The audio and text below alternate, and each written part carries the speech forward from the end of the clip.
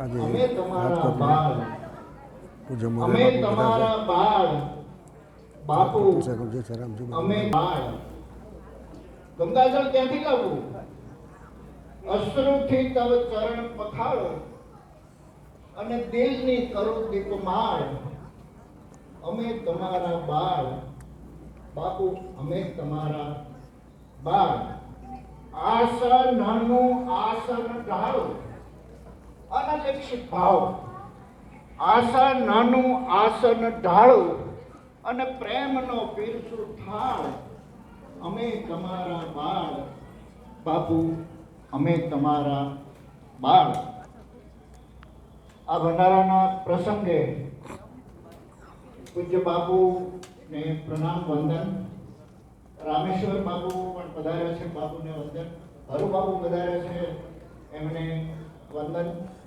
પાલતાણાથી પ્રવીણ બાપુ છે અને સૌ મહેમાનો ને પ્રણામ વંદન ત્રિભુવનદાસજી બાપુ 1988 થી સીતારામ અમારી સાથે હતા.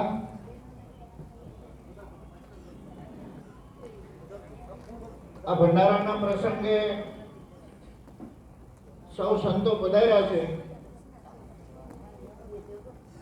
તો ભાઈ જયભાઈને હું વિનંતી કરું કે સૌ સંતોનું પૂજ્ય બાપુનું શબ્દોના ભાવથી સ્વાગત કરશે.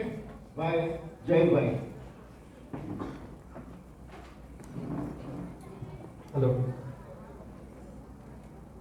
પરમ પૂજ્ય શ્રી મોરારી બાપુ, રામેશ્વર બાપુ, સંતો મહંતો, આમંત્રિત મહેમાનો, વડીલો અને મારા ભાઈઓ બહેનો, આપ સૌનું મારા દાદા ત્રિભુવનદાસ હરિયાણીના ભંડારામાં હાર્દિક સ્વાગત છે. ત્રિભુવનદાસ બાપુ કે જેમણે પોતાની કારકિર્દીના લગભગ 40 વર્ષ કોર્પોરેટ ઓફિસના અલગ અલગ વિભાગમાં સર્વિસ કરી વિતાવી હતી. તેમના અનુભવનો જ્ઞાન અને લાભ અલગ અલગ સામાજિક સંસ્થા સાથે જોડાઈને એક સેવાકીય પ્રવૃત્તિ દ્વારા પણ એમણે આપેલો હતો, જેમાં સૌપ્રથમ ગુજરાત વૈષ્ણવ સાધુ સમાજ એટલે કે સીતારામ છાત્રાલય સાથે 1974 થી 1985 લગભગ 10 વર્ષ સુધી એમણે સેવાકીય પ્રવૃત્તિ સાથે જોડાયેલા હતા. એ ઉપરાંત હરિયાણી પરિવારના ઈષ્ટ દેવતા જ્ઞાનસ્વામી બાપા ટ્રસ્ટ સેંજરધામ સાથે 1985 થી 2020 લગભગ 35 વર્ષથી બી વધારે સમય સેવાના માધ્યમ દ્વારા જોડાયેલા હતા.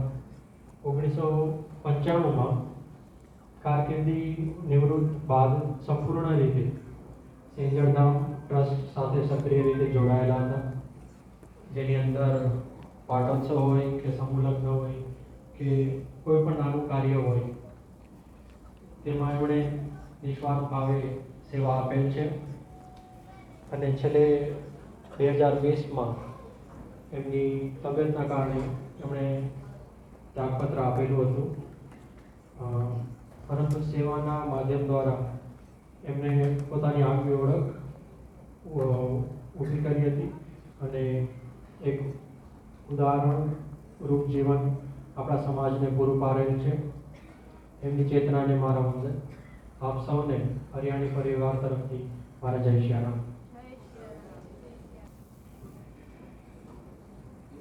આભાર. હવે આપણે